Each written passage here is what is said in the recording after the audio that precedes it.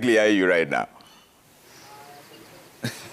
I know by the end, of course, of the day, we will have sorted out that little issue of which title to use. But then, of course, this is the Deputy President's residence, and residing here is now the President-elect, who between 10 and 2 in the afternoon, as per the provisions of the law, as stated by the assumption of the office of the President, Chairperson Joseph Kinyo, who is also Head of Public Services, that activity must happen between 10 and 2 p.m. So we anticipate that, of course, any time leading up to 10 o'clock, we should have departed this area in Karen for the Kasarani Stadium. But I must say, Trevor, since we've been here, we've seen quite a number of delegations coming in here. He's still receiving a number of visitors. What we know is should be the Prime Minister of Israel, who's also here in a meeting with him. There are a host of other leaders who've been coming in for meetings before they can now depart for Kasarani.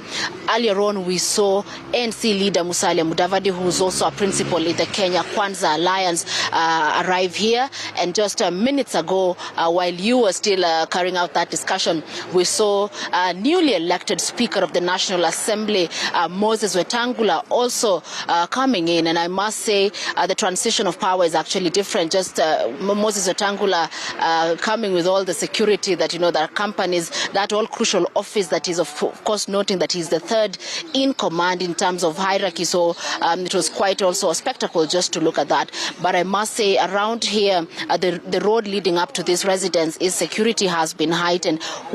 From down there at the junction, as you enter now the current road, you can see that police have been deployed manning the whole road.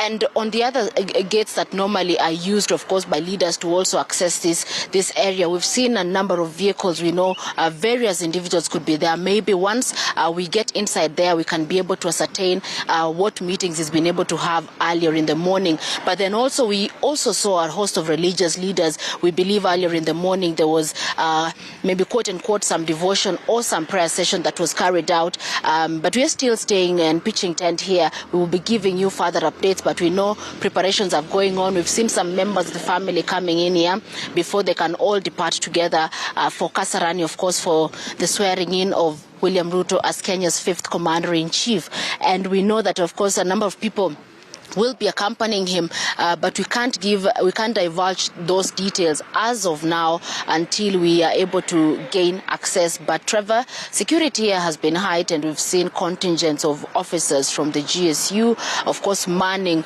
the gates here and ensuring that everyone that is getting in has been cleared and has been allowed to, gain access. Of course, things have changed.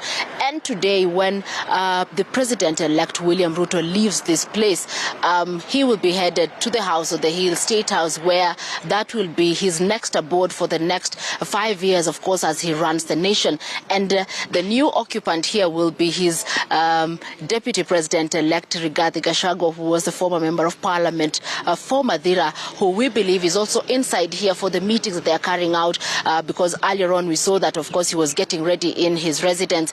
He may be passing by for a few meetings before departing, because we know there's an order within which the leaders who are now taking oath of office will be arriving, who arrives first, and of course before the whole session kicks in. But Trevor, that's all we have for now from here at the Deputy President's residence in Karen, where President-elect William Ruto is holding meetings ahead of his swearing in as Kenya's 5th president. Trevor?